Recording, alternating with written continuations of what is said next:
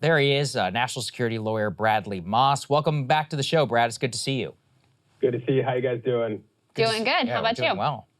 Can't complain. It's been an interesting day. Yes, I know. This is your Super Bowl, Brad. I've been, No, the classified documents case, that'll be That's my true. Super Bowl. That's This true. is just That was your Super Bowl. Although, we got a significant amount of that discussion in the speech as well. Brad, so the last time that you were on our show, one of the things that we wanted to discuss was about the potential indictment. All of that was based on leaks. We were specifically focusing on the novel theory of the case. As you said, well, that's why novel things are novel. They will get tried in court. Now that you've had the chance to both read the indictment and to read the statement of facts, what's your major takeaway from this case? And I know that you've always found it you found it defensible originally. Do you still stand by that? What do you think? What do you think about it? Sure. I think it's still defensible. I do view this as a very bold and risky move by Alvin Bragg. This is a very clear misdemeanor case. If that's all he was bringing, I would have no concerns. I think Trump would be toast. The elevation of this to a felony is based on two basic issues. One is that campaign finance issue, which obviously is that novel theory. The idea that tying it in without actually charging a state election crime, because they can't, because it'd be preempted by federal law, but referencing that for basis of elevating it to a felony, that's going to be a subject of pretrial motions. We don't know how that'll go. That'll be a fascinating legal nerd moment. The rest of us, everybody else will just be waiting to see what happens. But the backup Alvin Bragg has got here is he's referencing state tax crimes as well. That could be interesting. That could salvage things if, for any reason, the election crime provisions go down and reduces this to a misdemeanor. But remember, a misdemeanor is still a crime. There's still a crime here either way. Can you explain that tax piece? Because I, frankly, as a non-lawyer, am a little confused. Because in the statement of facts, clearly he, references that this was used in, in part to engage in tax fraud. Right. There are some details that are given in the statement of facts with regard to that. I read through it earlier in terms of how the payments were structured so that Michael Cohen could recognize it in a certain way on his tax statements. But it didn't seem that that was the piece that he was using to elevate this to a felony charge. So does he have to lay that out now, or can they then in the trial make that case? How does this all work out? Sure. So the next step that the Trump team is going to take, and they're going to take this anyways for a number of reasons, is they're going to ask for a bill of particulars.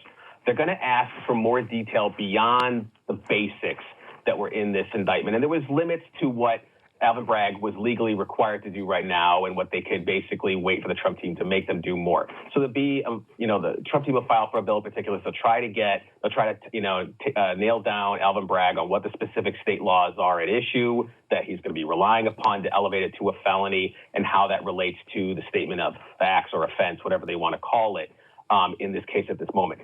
I don't think that Alvin Bragg is going to have to provide as much detail as the Trump team would like. A lot of this will ultimately come down to, if this gets to trial, that's where he'll have to lay it all out. But a lot of it's also going to come down to discovery. Alvin Bragg's got 65 days to basically turn over everything he's got to the Trump team so they can start deciding whether or not they're going to go with pretrial motions to try to dismiss as a matter of law or try to get it reduced down to a misdemeanor, any number of issues. That's where a lot of the details, a lot of the information will be outlined. That's what the Trump team is waiting to see. Got it. So, Brad, we had some of our premium subs. They submitted some questions that we thought were best for a lawyer. One of them is, what would happen today if Trump had pled guilty? He actually intimated during his speech that prosecutors had wanted to strike a deal. A, what did you make of that? Do you think that was just Trump being Trump? Do you think that was legitimate? And B, actually, that is a good question. Like, what does happen? Or what would a plea agreement even look like? Would he plead to a misdemeanor? Like, would some settlement type of be? What do you think? Yeah, I have no doubt that the DA's office probably did offer something to Trump's team, some form of misdemeanor that Trump would have to allocute to a certain number of charges. Would be, probation, if anything. If this is a misdemeanor in the end, even if it's a felony, jail time isn't really guaranteed, let alone likely for Donald Trump, given the circumstances, given his lack of a criminal history, at least so far. So if he had pled guilty today, he would have still been released, probably on bond, if anything. There'd be a pre-sentencing report. There'd be any number of details that both sides would get to submit briefs outlining what punishment they believe would be required under the New York State guidelines, and that would ultimately go to the judge at a sentencing hearing. But he wouldn't have been going to jail today. It's not that kind of case. Got it. Bradley, can you talk about the New York state election law reference that Alvin Bragg made? Can he actually, Sure. can he do that? It's not entirely clear whether he's relying on New York state election law or the federal election law. Either way, and this is where there's going to be these pretrial motions, which are going to get kind of interesting for legal nerds. I don't know about for anybody else. There's going to be a pretrial motion by the Trump team claiming that whatever election law Alvin Bragg is relying upon, that it's been preempted, that he can't rely on state election law, for example, because the federal election laws preempt any state election laws that would apply to a federal candidate. Congress didn't want federal candidates for Senate, Congress, or for the presidency to have to worry about 50 state laws and the federal election law. So that would get preempted. So that's going to be interesting to see exactly what Alvin Bragg is relying upon here. And if he's going for the federal one, there's going to be the obvious problem of, well, you haven't charged it, and that's not within your jurisdiction. How can you elevate the charge based on a federal crime, which is the purview of DOJ? That's where over the next 2 to 3 months, as more details come out, as the bill of particulars gets filed, I think we'll get a better sense of the nature of his case. These are things that Alvin Bragg's team, no doubt, has already game planned out. They've got legal memos prepared of how they would respond. Their briefs are probably pre-written for the most part. They know what they're going to argue. They just don't know what the judge will decide. Bradley, in your view, are there any risks to precedent here? My old boss, Tim Carney, wrote in the Washington Examiner earlier that it's sort of ridiculous to suggest every expense that helps a campaign is then classified as a campaign expense, although there's obviously other things going on here. That said, there is a kind of big question looming over it. Does this, Republicans are saying this has ushered in the banana republic era in American politics. Earlier you said there is a question going from misdemeanor to felony, sort of converting that. Jonathan Chait wrote skeptically about that as well. Do you think there are any risks to setting bad precedents here, or do you see this as a more narrow case? I view it as a narrow case, and here's why I'll say that. There is a clear misdemeanor case here, because he used personal funds. This isn't like what Hillary Clinton did, where her campaign reimbursed the law firm that had paid for the subcontractor to do the Steele dossier thing. That was campaign funds. There'd be nobody to indict. It's a campaign. It's shut down. Whatever corporate entity is all that's left of it. This was Donald Trump from the Donald Trump Trust cutting checks to Michael Cohen to reimburse him on the HELOC that he took out to pay off Stormy Daniels. And it was the documentation outlining the payment to Michael Cohen was done through business records. That's how he got caught up in this particular criminal provision. So that's very distinctive and very Trumpy-esque like, that is distinguishable from what, say, a Hillary Clinton would do or a Barack Obama and his campaign would do. There's no Obama organization to have run that through and a trust to have run that through to pay off on a hush money deal the way that Donald Trump did. That's what I think makes this a very narrow case in that regard. I don't see that if this fails, and or if this goes forward, either way, I don't see it as having ramifications for much of anybody else. Got it. So if the Trump campaign had paid Stormy Daniels with campaign money, would he be in the clear here? He personally might have. It depended on how it was documented by the campaign and where what they wrote down in FEC disclosures. But that's an issue of federal campaign laws, and that would be a problem for the lawyers and for the officials in the campaign who handled that. The extent to which Donald Trump personally would have been criminally liable would have been a far hazier issue, but they didn't want the campaign handling it because they knew they would have to disclose all that to the FEC. He didn't want this disclosed to anybody. He was concealing it. And that's what this whole indictment and the statement of offense outlines. This was a 2-year conspiracy to kill these stories, true or not, and I don't know, neither do you, whether or not these stories with Karen McDougal and Stormy Daniels were true, and then to cover up the concealment of them through these shady reimbursements. I mean, I think we have a pretty good sense of whether or not they're true. Go ahead. We have another question from... We don't know. Okay, all right. That's not what's on trial. That's right. So we have another question from one of our premium subscribers. Brian McAfee asked about the statute of limitation. He says, can anyone break down the statute of limitations in this case? Because this was another piece where they had to kind of do some legal maneuvering to make it so that they still had time to charge this case. Yeah, so the problem for Donald Trump here is he left the state of New York. He left first in 2017 to become the president and to live in D.C., And then after 2020, when he lost the election, he moved to Florida. He left the state. And under New York state law, the moment he left to permanently reside somewhere else, the statute of limitations was tolled. It continued on. And so it put on hold that statute of limitations. That's why it hasn't lapsed in this case. That's why it continued forward. And that's why that issue, if he brings it up in pretrial motions, and I'm sure he will, that's why that will fail. And finally, this is, as the president himself discussed, or former president himself discussed in his speech tonight, this is one case of potentially a number where Trump could face charges. You've got the documents issue. You've got the Fulton County grand jury and fake elector scheme. You've got the special counsel looking into a variety of misdeeds here in Washington. What do you think is the sort of most serious charges that he could face? Which case do you think is the most potentially solid here moving forward? The case that I have been waiting for since August, the documents case. Now, is this just your personal bias speaking, Bradley? That is totally not my personal bias, I swear. No, that is the one that I think is the most clear-cut and simplest one, and here's why. The January 6th one is going to get tied up in all kinds of issues of the office of the president trying to interact with state officials and officials within DOJ trying to push what he would argue is a lawful government operation. It would run into issues of what happened on January 6th in terms of his commentary with First Amendment prompts. There's a number of issues that would get tied up with that one. The Georgia case, again, it's all tied up in a couple phone calls. I don't know the full universe of what Fani Willis has got. I'm sure it's going to be very interesting when we see it all, but that has some convoluted aspects where it's a lot more of an issue for the fake electors and Rudy Giuliani for what he said before the legislature than I think it is for Donald Trump. I think he's still getting indicted. I think it's a shadier case. The documents are clear. They went to Mar-a-Lago. They were still classified. They still had the markings. And as far as we can tell now, from what we're getting from even that sealed ruling that got leaked out regarding Evan Corcoran, he was ordering his lawyers to help him conceal where the documents were to avoid the subpoena. That's ballgame as far as I'm concerned. Right. Yeah. I mean, it fits with almost every legal analysis that I've seen yet involving all three cases. So, Brad, we always appreciate talking to you. We appreciate your view. Thank you for joining us and for staying late. We appreciate it very much. Yeah. Not a problem. Have a good one.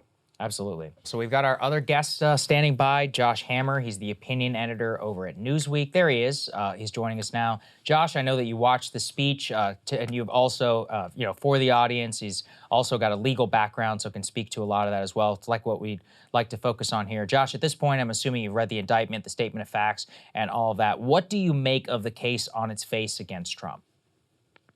Well, great to be with you guys. I mean, legally speaking, the indictment today, the statement of facts, when I actually read it, even weaker than I expected it to be. And I had pretty shockingly low expectations for how weak it would be. I mean, we do not know, literally, we do not know at this point what the alleged enhancement crime is that will purportedly take this from misdemeanor to felony. We literally don't know. I mean, the scuttlebutt for the past few days has been that Alvin Bragg was going to try to invoke federal U.S. campaign finance law.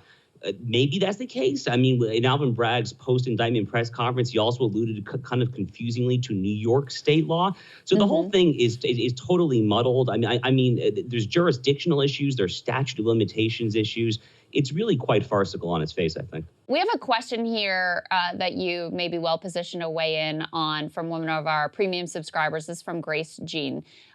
Grace says, are there other New York crimes that depend on breaking other laws? You discuss how the felony upgrade of Trump's charges depend on proving the crimes were committed in the furtherance or covering up of other crimes. Right. But in this case, may have been federal, though you're saying, Josh, that it's not actually clear, not state laws that were broken. Is there any precedent in statute or common law for other state laws being broken that depend on other crimes that may be based in federal law?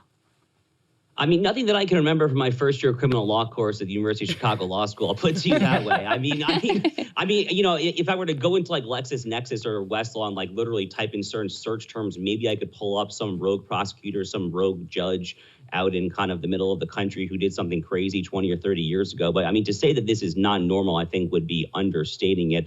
I mean, Alvin Bragg is a county district attorney. He is a partisan county district attorney who, if he is actually trying to reach for federal campaign finance laws, I mean, again, holding aside the glaring and obvious statute of limitations issue here, he just quite simply has no jurisdiction to do so. And in fact, U.S. prosecutors have looked into possibly trying to prosecute Trump for alleged violation of those federal campaign finance laws, and they have passed on the case. So, I mean, maybe there's some precedent if you deep in the weeds of legal research nerdery, but this is not a common thing. Josh, on that question, this is just basic process stuff. What can people expect to happen next for Donald Trump? There's a lot of speculation. You know, anything can happen. There's already been speculation about what a possible sentence would look like, et cetera, et cetera. What do you think people should be looking out for in the days and weeks ahead? So one thing that I thought was interesting about the speech in Mar-a-Lago tonight, it was a very tight, controlled speech. I mean, to be totally blunt, I actually thought it was somewhat boring. And I think that was probably, I thought that was probably intentional, right? I'm sure his lawyers were saying be boring. I guess on the one hand, that's okay. On the other hand, I thought politically is somewhat of a missed opportunity. But clearly, and the reason I raised that, Emily, is because clearly his lawyers are already in his ear. So it'll be interesting just as a matter of kind of the Truth social media stuff to see like whether the tone actually comes down a little bit. As far as the courtroom stuff, I mean, you're probably going to see a lot of cross motions filed, a lot of kind of lower profile stuff. Trump's team quite possibly will make a motion to kind of move venue from Manhattan, at least to get this thing to Staten Island, which is the only New York City borough that is even remotely politically heterodox, where he might get anything remotely approximating a fair jury. So I expect some kind of motions on both sides to kind of take up a lot of the court's time. But as far as possibly getting to a jury, if that really is where this ultimately heads, that would be many, many months down the line, probably late summer or early fall, I think. I want to ask you, Josh, the question that I asked our last guest, which is of all the various legal jeopardy, not just these particular charges, but, you know, Fulton County and the document situation and January 6th and fake electors, which do you think is the most difficult case for Trump, and which do you think that he faces the greatest legal jeopardy? Well, to be honest with you, I don't think any of these cases are particularly serious on the pure legal merits. I really don't. I mean, the January 6th indictment, which I assume is going to happen at this point. I mean, there's been a lot of buildup. You know, the January 6th kangaroo court kind of issued its recommendation. Merrick Garland, from my perspective, has been kind of sicking the prosecutorial apparatuses on conservatives for a while now. So I expect him to kind of go forward with something January 6th related. But there's very direct First Amendment case law that really protects what Trump said at the ellipsis that day. So I don't view that as particularly legally serious. The classified document stuff, to me, is clearly statutorily protected under relevant statute, and it's also constitutionally protected under the basic commander-in-chief Article 2 prerogative, because he was a sitting president of the United States, and also the fact that Joe Biden has his own classified document retention issues, I think mitigates the possible effectiveness of that charge on Trump. So that kind of leaves us with Georgia. That kind of leaves us with the whole infamous Brad Raffensperger phone call as possibly the least legally dubious. And I'm phrasing myself carefully here. I'm not saying it's legally serious. It's the least legally dubious. It's an interesting perspective. I hadn't heard that one yet. Here's an interesting one from one of our premium subs, which you might be able to answer, from Brian McAfee. He says, who is the victim here? You know, I have to remember from my law school days that who is the victim, and did Trump have mens rea? I'm assuming I said that correctly. I'm fairly sure I was taught a mens rea was required for a criminal charge unless it has a strict liability crime. I am struggling to find Trump's guilty mind here to prosecute. First of all, explain what the hell he's talking about. Second of all, answer the question. Yeah. All right, sure. So a criminal law 101, there are two components for a crime. There is the actus reus, which is the Latin term for the literal kind of actual act, the actual conduct. And then this questionnaire is correct. You also need the relevant mens rea, which is kind of the subjective mindset.